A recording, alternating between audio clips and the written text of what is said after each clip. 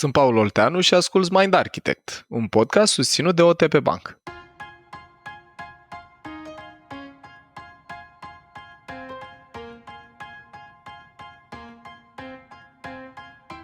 Cu toții am experimentat cu siguranță zile în care ne simțim capabili să mutăm munții din loc, dar și zile în care nu simțim că ne motivează absolut nimic.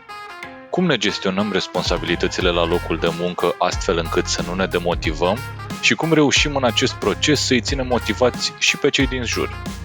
Cum relaționăm cu oamenii apropiați nouă care și-au pierdut motivația și ce putem face pentru a-i ajuta să o recapete?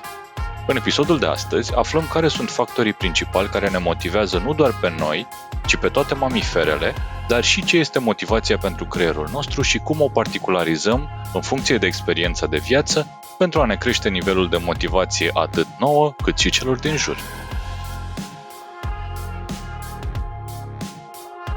Paul, ce ne motivează să facem ceva? Ce mobilizează acțiunea sau lipsa ei? Dragule, este o discuție mult mai amplă decât cele 25 de minute pe care ni le propunem noi pentru episodul curent. Dar merită să încercăm să săpăm un pic în tema asta, să vedem ce înseamnă pentru creierul nostru motivație. Dragilor, primul lucru pe care l-aș aduce eu în discuție aici este o carte foarte faină care se cheamă Wildhood, W-I-L-D-H-O-D. E scrisă de două autoare care sunt zoologi și mie mi-a plăcut foarte mult cartea asta pentru că scoate în evidență o idee legată de toate vietățile. Chit că vorbim de o musculiță de oțet, de, nu știu, un câine, un șarpe, un leu sau un om. Și anume, toată viața are 4 motivații fundamentale. Și anume, number 1. Astea corespund, dacă vreți, elefantului, primelor 2 structuri din creierul nostru despre care am vorbit noi chiar în primul episod din sezonul 1. Number 1, prima motivație din Wildhood este safety. Toate vietățile au ca prioritate să-și țină genele în viață, să supraviețuiască suficient timp cât să. 2. Navigheze ierarhii sociale, statut, lucru pe care îl vedeți și la cățeluși care se luptă unii cu ceilalți de când sunt puiuți ca să-și dea seama să se antreneze pentru luptele viitoare pentru statut. După care, dacă ești high status și reușești să-ți crești statutul social, asta la animale înseamnă să fii mare și puternic fizic, la oameni înseamnă să fii inteligent, competent, să ai certificări, să ai bani, să ai însemne ale puterii, gen, nu știu, să locuiești într-un anume cartier, să ai o anumită mașină, să te îmbraci într-un anume fel. Vine a treia mare motivație și anume să poți să-ți dai genele mai departe, să comunici sexual și să te reproduci. Dacă ai supraviețuit și ai reușit să navighezi ierarhiile sociale suficient de sus, apar oportunități din ce în ce mai multe de a-ți da genele mai departe. Și numărul 4, să părăsești cuibul, self-reliance. Astea în engleză sunt toate cu S înainte. Safety, status, sex și self-reliance. Toate vietățile au nevoia și motivația biologică, nu psihologică, să se descurce singure. Acum, creierul nostru, deci având programele astea 4 de bază pe care le împărtășim cu toate vietățile și trecem prin ele, subtitlul cărții este The Epic Journey from Adolescence to Adulthood in Humans and Other Animals. Deci e în esență o călătorie pe care noi o facem din adolescență și până în adultețe. Acum hai să vorbim 2 vorbe despre ce înseamnă motivație la nivelul creierului. Aici trebuie să ne legăm noi de un episod din trecut, tot din sezonul 1, respectiv cel despre neurotransmițători sau neurochimicale. Noi am povestit acolo așa că elefantul, care parte din el e și hipotalamusul, care e glanda șefă, e șeful hormonilor sau neurotransmițătorilor, când vede lucruri bune pentru supraviețuire, de exemplu, mănânc când sunt puiuț, când sunt copil, ceva care îmi place, îmi dă o stare de plăcere și în creierul meu se eliberează dopamină, care pune o ștampilă neurochimică pe respectiva experiență, de natură că eu când o să întâlnesc căpșuni pe viitor, o să simt un val de plăcere, o să mi se elibereze anticipativ dopamina asta în creier și o să simt plăcere și o să-mi vină să zic, mami, vreau și eu căpșuni. La fel, când apar chestii nasoale pentru supraviețuire, se eliberează fie cortizon, fie adrenalină și elefantul pune o ștampilă neurochimică negativă și spune ține-te departe de bătăușul școlii, dacă am luat-o de la el vreodată, de profesoara de matematică, încearcă să copiezi sau să chiulești sau să faci cumva să nu intri în disgrație că e periculoasă și așa mai departe. Deci, în esență, noi avem niște programe universale, safety, status, sex și self-reliance, pe care, după aia, elefantul nostru le particularizează în funcție de experiențele noastre de viață. Și unii dintre noi s-ar putea să învățăm, de exemplu, că pentru a ne simți în siguranță, când apar conflicte, e bine să ținem ciocul mic, să nu deschidem gura, că asta s-a dovedit a fi câștigătoare ca strategie pentru noi în trecut. Alții dintre noi dau exemplu personal. Dacă eu am copilărit într-un mediu în care când oamenii se simțeau amenințați, țipau unul la celălalt, prima mea strategie când mă simt amenințat va fi să ridic tonul.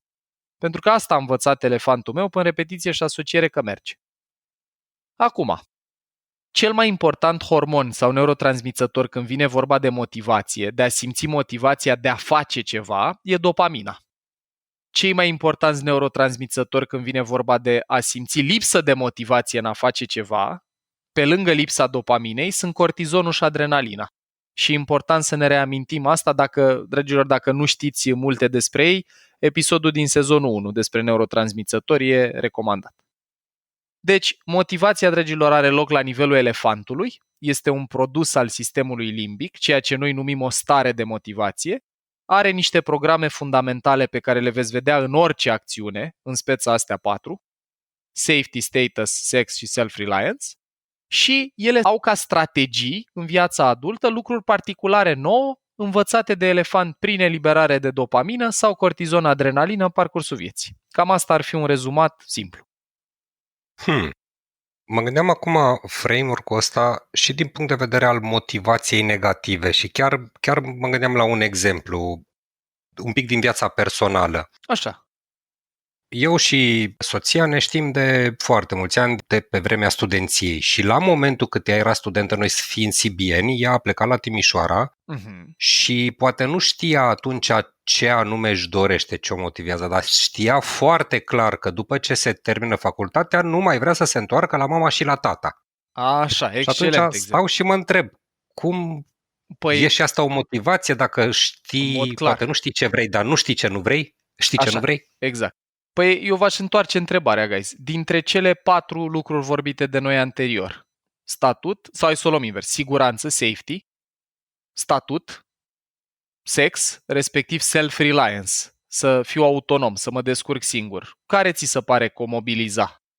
Acum, dacă o spui așa, mi se pare că self-reliance, adică... Aia e treaba, să părăsească cuibul și să descurce singură.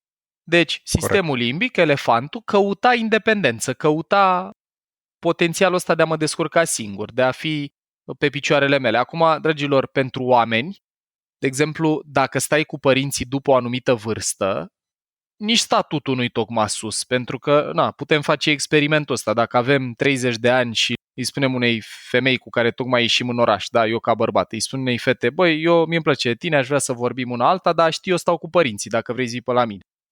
Probabilitatea ca eu să ajung la punctul 3 și anume reproducere scade în situația asta, pentru că statutul meu nu o să fie văzut tocmai bine, dat fiind că marea majoritate a celorlalți exponenți la vârsta asta probabil locuiesc singuri.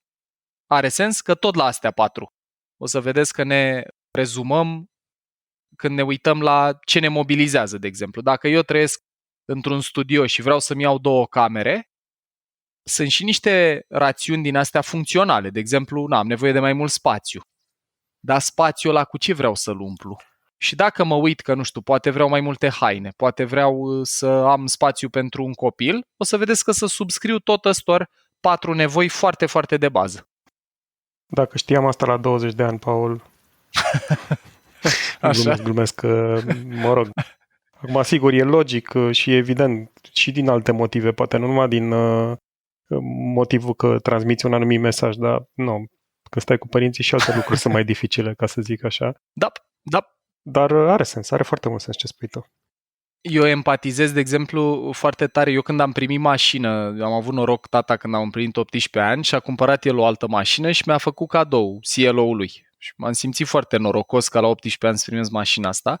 Primi mașina înainte să împlinesc vârsta și am început să fac școala de șoferi înainte să împlinesc 18 ani și mi-aduc aminte că am simțit mai multă motivație, dragilor, în a lua permis Pentru că eu în mașină, elefantul meu în faptul că aveam mașină, citea independență, citea self-reliance. Pot să fiu unde vreau când vreau. Dacă vreau să mă duc în alt oraș, pot să dorm în mașină. Lucru pe care l-am și făcut când eram în, nu știu, facultate. Mergeam la Cluj și pentru că n-aveam bani să stau la hotel, dormeam în mașină. Și, nu știu, mă spălam pe dinți și pe față la OMV. Îmi aduc aminte asta. Dar ce mă motiva să mă chinui în felul în care o făceam, mi-aduc aminte că dormeam sus la cetățuie sau cum se cheamă, mai porneam motorul când era frig și așa mai departe. Evident, m-am dus acolo pentru o fată. E tot una din motivațiile de pe acolo, asta cu parteneriatul cu celălalt sex. Și doi, am fost dispus să îndur lucrurile alea, tocmai pentru că și mi-aduc aminte motivația aia de a lua permis, când doream foarte, foarte tare să iau permis, pentru că însemna libertate, însemna self-reliance, însemna că pot să fiu unde vreau când vreau, motivație pe care, de pildă, la adulți o puteți vedea în faptul că vor să acumuleze mai mulți bani. E tot despre fie safety, să simt că indiferent ce mi se întâmplă, sunt în siguranță, sau am nevoie de mai multe resurse ca să trăiesc mai multă libertate. Să pot, de exemplu, să merg la mare oricând vreau, să nu mă mai uit la cât costă preparatele în meniu. Tot o motivație din astea brute, scheme simple, cum știe elefantul, este în spate. Uite, Paul, am și eu un exemplu din sfera profesională de data asta și poate îl dezbatem aici. Ce am observat e că activitățile astea care sunt super simple îmi par plictisitoare, adică la modul că de multe ori mi-e greu să mă apuc de ele, iar dacă ceva e foarte complex, mi se pare copleșitor, probabil pentru că mă stresez ușor și nici nu-mi place stresul, iar ce funcționează pentru mine, în general, sunt activitățile care sunt un pic peste nivelul meu actual și mă ajută cu pași mici să mă duc la următorul nivel. Perfect. E un exemplu foarte fain. Aici merită să introduc, dragilor, un concept care se numește curba stresului. Dacă vor cei care ne ascultă, guys, dacă vreți să-l și vedeți, puteți să căutați pe Google Stress Curve. Și în modelul ăsta îl legăm puțin de neuroștiințe. Ei arată așa, în esență clopotul lui Gauss, imaginați-vă un clopot din ăsta lui Gauss, în care dacă task-ul e prea... și îl împărțiți vizual în 4, vi-l imaginați împărțit în 4. Prima bucățică, 25%, e când task-ul e prea ușor și acolo nu se eliberează niciun neurotransmițător. E banal, e plictisitor, e lipsă de angajament, e lipsă de motivație și de chef. Ca mediul business, e atât de plictisitor că n-am chef să o fac. După care, următorul cadran, următoarele 25% e stresul optim, în care nivelul de dificultate e puțin tel mai mare decât maximul pe care eu îl pot curent. În cercetările astea despre motivație, neurocercetătorii au descoperit că dacă e cam cu 4% mai greu decât maximul tău curent, se eliberează dopamină și simți motivație. E ca și cum joci tenis sau whatever, Counter-Strike, un joc, nu contează, cu cineva care e puțin mai bun ca tine. Puțin mai bun ca tine.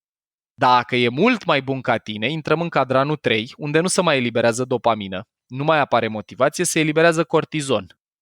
Cortizonul era neurotransmițătorul care ne dădea senzația de anxietate, de vigilență, de trebuie să fii super în priză și pe fază, unde performanța încă e la un nivel ridicat, e sus, dar e cu consum mare de energie. În cadranul 2, performanța e sus, dar e cu plăcere. Sunt activitățile alea în care uiți de timp, uiți efectiv de când te-ai apucat. Mie mi se întâmplă chestia asta pentru că iubesc zona asta de teaching și de neuroștiință la cursuri. Voi ați trecut prin unele de ale mele și știți că ne propunem să terminăm la 5:30 și terminăm la 7. Aia se întâmplă că eu în momentele alea, și preferabil și grupa, că altfel ar pleca ei, sunt în zona asta de stres optim și se eliberează dopamină. Băi, interesant, stai că nu știam asta, ia să mai vedem. Și ultimul cadran, ultimul sfert din el, e momentul în care task-ul este absolut copleșitor de greu. De exemplu, nu știu, te trezești că ții tot departamentul cu colegi care sunt în concediu și tu ești de 3 luni în organizație. Acolo e direct ultima zonă în care performanța scade rău de tot, se eliberează adrenalină, preia controlul elefantul și toate funcțiile superioare pică. Creativitate, gândire complexă, tot ce am discutat noi, că știe să facă neocortexul și mai ales cortexul prefrontal, toate dispar. Deci, în momentul în care avem un task copleșitor de greu, o să dau un exemplu, uite, chiar de ale noastre. când mi-ați propus voi, Paul, hai să facem un podcast despre neuroștiință, pentru mine asta a fost cam cu cortizon, așa, a fost în al treilea cadran, adică, e complicat, infrastructură, tehnică, site, chestii, aoleu. Dar marele lucru pe care voi ați reușit să-l faceți, care pe mine m-a dus într-o zonă de motivație, e că am împărțit proiectul mare de a face un podcast în pași simpli. Hai să alegem numele. Hai să vedem cum ar arăta grafica, hai să vedem tematica, hai să tragem un episod, hai pe al doilea și pe măsură ce facem lucruri, dragilor, dacă sunt suficient de simple, cum am vorbit noi la obiceiuri, la episodul despre obiceiuri din sezonul 2, elefantul începe să le automatizeze și scade dificultatea. E exact felul în care poți să te motivezi să faci ceva complicat. Dacă spui vreau să slăbesc 30 de kilograme în următoarele 4 luni, oi de capul meu, super greu. Dar dacă zic, hai azi să încep prin a mânca mai puțin. Sau hai să mănânc la fel de mult, dar chestii mai bune. Hai să fac o flotare, mâine fac 2, mâine fac 3. Și dacă reușesc să repet lucrurile astea într-o anumită succesiune, o mare parte din ele devin automatisme. Obiceiuri. Dragilor, dacă vreți, exact, obiceiuri. Dacă vreți Diving Deeper, episodul din sezonul 2 despre obiceiuri, povestim pe larg acolo cum se formează. Și pe lângă asta, cred că trebuie să ai și rezultate, ca să poți măsura un pic. Pentru că atunci când le ai, se eliberează dopamină. În momentul în care eu, de exemplu, fac flotări de 2 săptămâni și mă uit în oglindă și văd că încep să arăt altfel, că e mai tonifiat pieptul, nu știu, că brațele arată mai bine, se eliberează dopamină și asta îmi dă și mai multă motivație să continui. Când sunt obosit după curs, coaching și, nu știu, alte activități, cine are chef să facă flotări? Experiența asta anterioară pe care elefantul meu o are în baza de date cu amintiri și ia pune-te în 4 labe și fă că o să te simți bine după aia. Dacă faci sport intens, se eliberează și endorfine și acolo e combo neurochimic. E și dopamină, sunt și endorfine. Mi se pare foarte fain tot ce ai zis până acum, dar eu am o problemă pe care aș vrea, sau în legătură cu care aș vrea să-ți cer părerea. Mm-hmm. Și nu sunt singurul.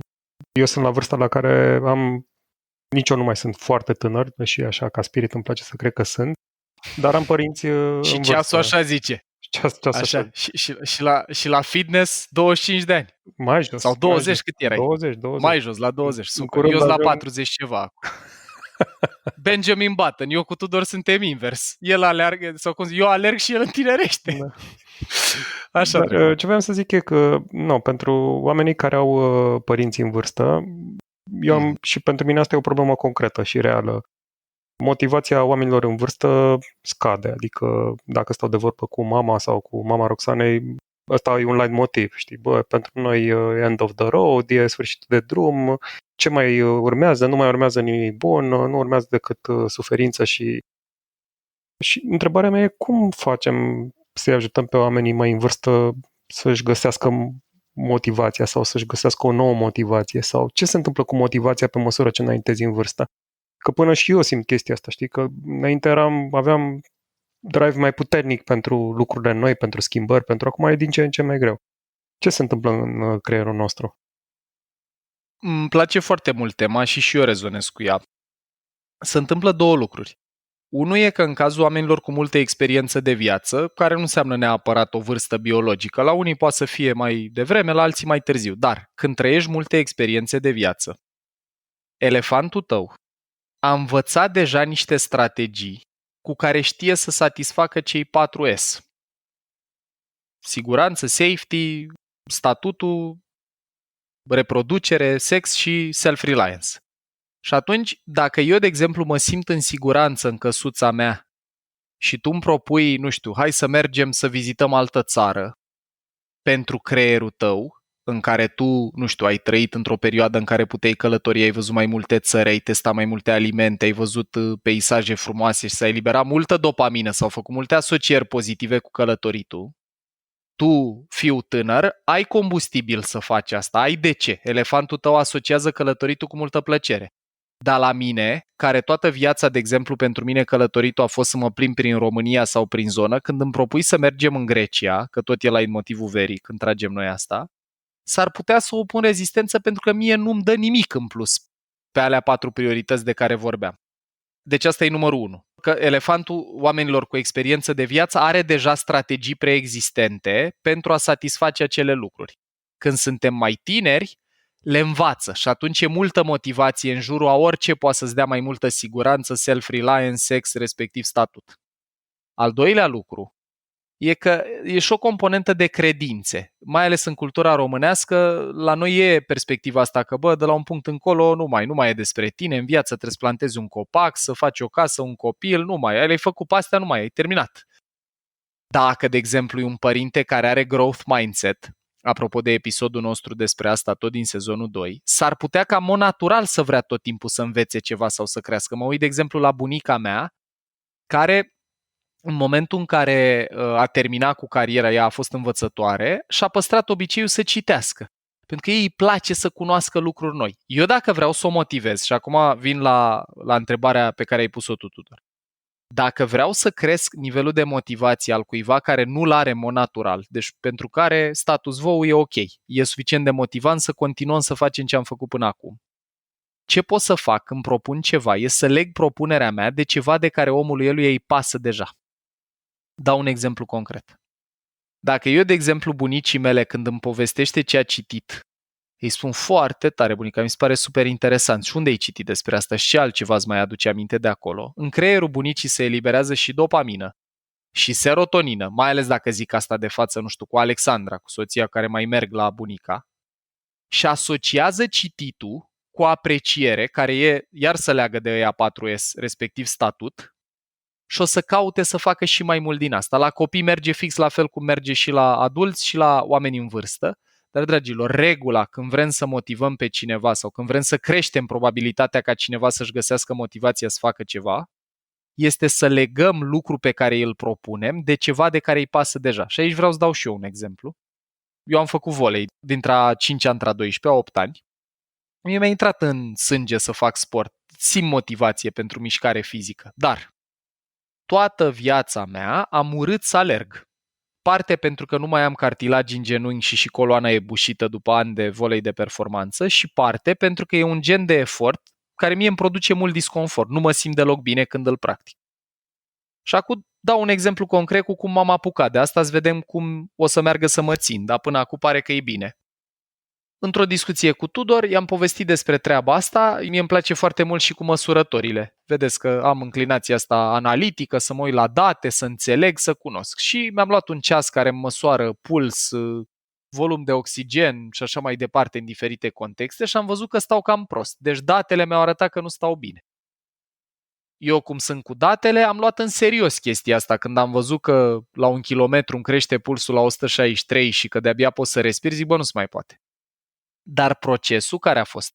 Am povestit, de exemplu, despre asta cu Tudor, aici de față, care, cum povesteam, are fitness-ul unui om de 20 un pic de ani. Și Tudor mi-a zis așa, uite, urmează programul ăsta, mi-a recomandat un program From Couch to 5K, care, dragilor, mă ghidează prin ce trebuie să fac la fiecare alergare. Și am ajuns, nu știu, la a doua săptămână din program, deci sunt vreo 7-8 alergări până acum acolo și faptul că după fiecare văd progres, văd că scade timpul în care pot să parcurg cei 3 km unde sunt eu momentan. Văd că îmi crește, de exemplu, îmi cresc indicatori de fitness aerobic și anaerobic. Și după ce termin alergarea, îi fac poză lui Tudor din telefon și îi trimit și dezbatem, deci am și interacțiune socială cu un om care mi-e drag și mi-e prieten, se eliberează și dopamină că progresez, și serotonină când Tudor îmi spune, foarte bine, felicitări, very good, plus dopamină, și oxitocină, că am un nou obicei în comun cu un prieten. Alergatul mie în continuare nu-mi place, per se, dar ce vine după și ce trăiesc în contextul ăsta îmi dă motivația ca odată la 2 zile să ies să o fac. Soluția, guys, este să legăm ce vrem să facă alții de ceva de care le pasă deja. Paul, suntem aproape de sfârșit, dar deci am înțeles framework-ul ăsta și cadranul cu cei 4S. Mă gândeam așa, din perspectivă de automotivare, de self-determination și Super. cât de important ar fi și scopul în toată povestea asta. Adică avem măsurători, avem dopamină, avem neurotransmițători, dar din câte mai știm și noi despre motivare, e vorba și despre scop. Da. Cam care-i treaba aici? Sunt 2 cercetări pe care în încheiere aș vrea eu să le aduc în discuție și să leagă de ce povestești tu, Dori. Una din ele, dragilor, se numește, v-am zis, e prea mult de vorbit despre motivație decât avem noi timp aici și atunci doar vă facem trimitere la ele și le aducem rapid în discuție. O teorie foarte cunoscută despre motivație se numește Self-Determination Theory, o propusă de doi psihologi, Edward Deci, D-E-C-I, și Richard Ryan, Richard R-Y-A-N, Self-Determination Theory. Ei au observat, compilând mai multe cercetări, că toți oamenii, acum vorbim de oameni, sunt motivați de 3 lucruri universale, nu contează unde te duci pe planetă. Competență, respectiv să devină din ce în ce mai bun la ceva important pentru ei, care să leagă, fie vorba între noi, de statut. Autonomie, să aibă autodeterminare, dacă vreți, să aibă control asupra propriei vieți, care să leagă de self-reliance. Și relatedness, familiaritate sau conexiune, similaritate cu cei din jur, care ajută la mai multe dintre ele, inclusiv se leagă de unul din butoanele pe care noi le-am studiat la modelul SCARF în sezonul 1, episodul despre cele 5 butoane universale ale elefantului. Deci ei spun că pentru toți oamenii, să-ți crești competența, să devii din ce în ce mai autonom, apropo de work from home și lipsa micromanagementului în mediul corporate. Deci să nu te micromanagerieze șeful tău și să-ți permită să devii din ce în ce mai bun, să te ajute, să te expună la experiențe care să te crească, este super motivant. Plus să ai experiențe în comun cu omul ăla. De-aia team building-urile, chiar dacă nu sunt neapărat cel mai, eficient lucru de a construi relații, ajută. Pentru că trăim niște chestii în comun, bune, proaste, dacă ieșim de acolo ținând minte totuși ce s-a întâmplat, câteodată, de la alcool să mai inhibă hipocampul și nu mai encodăm amintirile, dar astea ajută. Competență, autonomie și relatedness. Acum, Dorin, revin la ce spui tu cu scopul. Alt cercetător, care culmea nu e psiholog, ci e avocat, a fost consultantul lui Al Gore, îl cheamă Daniel Pink. Omul ăsta a scris o carte care se numește Drive, The Surprising Truth About What Really Motivates Us.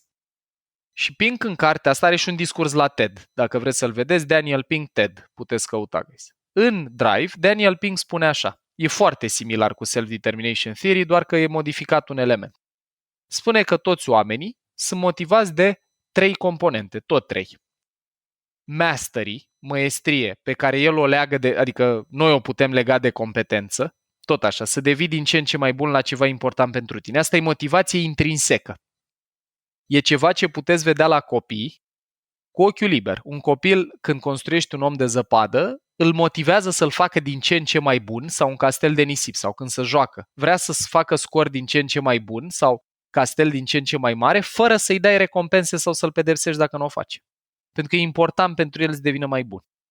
2. Autonomie. Ne motivează orice ne dă libertate. Vedeți asta la copii când spun, lasă-mă pe mine să fac, dar lasă-mă și pe mine, tata, să conduc. Dar vreau și eu să spun ce cred. Aș vrea să merg acolo. Și vedeți că avem reacții profund defensive, preia controlul elefantul, când ne-e îngrădită autonomia. Iar al 3-lea factor motivant universal, dragilor, la autonomie mai zic atât. Că, uite, ăsta e motivul pentru care nouă ne cam place să avem program flexibil, ne place să lucrăm de unde avem nevoie, nu de unde zice organizația. Deci ar fi frumos dacă organizațiile ar încerca să integreze parte din descoperirile astea, unele sunt biologice, altele sunt psihologice, în felul în care interacționează cu oamenii. Și pandemia ne cam apropie de subiect, poate îl păstrăm și după ce trece. Al 3-lea element din teoria lui Daniel Pink, din Drive, este higher purpose, scop înalt. Ăsta se leagă cumva cu relatedness-ul și cu ce spui tu, Dorin, și anume să tragem împreună la ceva mai mare decât oricare dintre noi separat. Și aici nu-mi vine un exemplu mai bun în minte pentru noi ca grup decât Mind Architect. Niciunul dintre noi cu mine în frunte n-am fi putut să facem chestia asta singuri. Dar împreună am tras la ceva mai mare decât oricare dintre noi, fiecare dintre noi. Și asta e foarte motivant pentru noi. De-aia o facem și înregistrarea curentă. E, nu știu, la ora 9 fără 4 minute, într-o zi în cursul săptămânii, după toți cei pe care i-au zis, guys, au lucrat, au avut traininguri, ședințe și așa mai departe. Ce arată asta? Că atâta timp cât devenim mai buni la ceva important pentru noi, avem libertate să ne auto-organizăm și facem ceva care merită și înseamnă ceva pentru toată lumea, motivație intrinsecă. N-avem nevoie de bonusuri sau de pedepse ca să ne mobilizăm să facem asta. Iar asta se poate observa încă din primii ani de viață ai unui copil, că vrea să fie din ce în ce mai bun la ceva important pentru el, că vrea libertate, autonomie, să nu fie îngrădit și că vrea să facă lucruri împreună cu alții și să trăiască conexiune și să-și pună abilitățile în scopul unei construcții mai mari decât doar el. Vedeți, un om de nisip, un om de zăpadă, un castel de nisip și așa mai departe. Da, mi-ai răspuns la întrebare, mersi, Paul. Cu Nu știu, maxim, dacă mai ai niște gânduri așa pe sfârșit de episod să împărtășești ultimul cu noi gând motivare. este, dragilor, să încercăm să ținem cont de ăștia 4S care ne guvernează și să avem grijă la a ni satisface. Și 2, să încercăm să cultivăm în copiii noștri și în angajați, pentru toți antreprenorii, managerii sau liderii care ne ascultă, sau părinții, de ce nu, mai multă motivație intrinsecă, mai mult în jurul ăstor 3 lucruri: măestrie, autonomie și scop înalt, sau competență, autonomie și familiaritate, conexiune, pentru că în felul ăsta o să trăim, dragilor, într-o lume și într-o țară mai puțin tranzacțională. Vedeți, de pildă în România, doar zic ideea asta în încheiere, noi nu suntem foarte motivați să ne implicăm civic, pentru că relația noastră cu politica și în general cu conducerea țării e una profund tranzacțională. Bă, te votez, dăm ce-ți cer. Dacă nu-mi dai ce-ți cer, nu te mai votez sau votez cu ălălalt. Și de asta suntem unde suntem, pentru că noi nu prea funcționăm pe combustibil intrinsec. Nu operăm așa mult în virtutea ăstor 3 lucruri de care vorbeam, ci foarte mult în relații tranzacționale, cu recompense și pedepse, ca la școală. De-aia copiii în mod natural nu se simt motivați să ducă la școală, pentru că nu e atât de mult despre a cultiva măestrie, autonomie și scop înalt, cât despre a lua note și a evita absențe. Motivație extrinsecă. Deci am putea trăi, dragilor, într-o țară și într-o lume mult mai frumoasă dacă am cultiva mai mult la noi ce ne arată psihologia, respectiv neuroștiința, că funcționează, și anume motivație intrinsecă. Mulțumim frumos, Paul. Paul, mulțumim frumos. Paul. Maxim drag. Și, dragilor, dacă v-a plăcut episodul, ne bucurăm tare, tare mult de un subscribe pe butonul din josul paginii și, dacă mai aveți timp și energie, ne bucurăm încă și mai mult de un share pe rețelele sociale unde activați, ca informația asta să ajungă la cât mai mulți oameni. Vă mulțumim din suflet! Ai ascultat un episod din Mind Architect, un podcast al lui Paul Olteanu și al invitaților lui, Anca, Tudor și Dorin. Mind Architect poate fi ascultat pe Spotify, iTunes sau oriunde asculți podcasturi. La Mind Architect contribuie cu vocea lui și Vlad Bogos. Abonează-te la podcast pentru episoadele viitoare și, dacă vrei să ne susții în ceea ce facem, dă-ne un share în rețeaua ta.